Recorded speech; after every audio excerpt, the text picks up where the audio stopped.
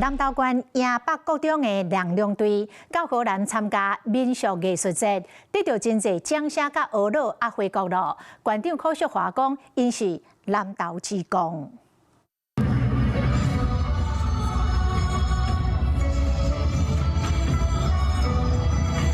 迎北国中亮亮队飞到荷兰参加国际民俗艺术节，公行倒转来。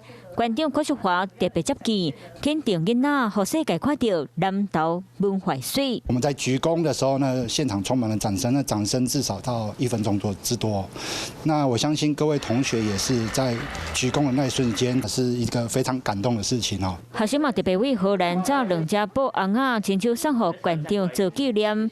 荷兰朋友甲感谢和鼓励留言写在壁刀，体现跨国文化交流的情感。他们在他们的餐桌文化跟台湾也是非常不同的，这也是让我非常有感触。迎北国中亮亮队为荷兰找回来的唔那公益和纪念，青春旅程嘛将做书生难忘的记忆。Hello， 我是林仙怡，想要抢先掌握最及时的新闻资讯吗？赶快订阅、按赞、开启小铃铛，锁定华视新闻 YouTube 频道。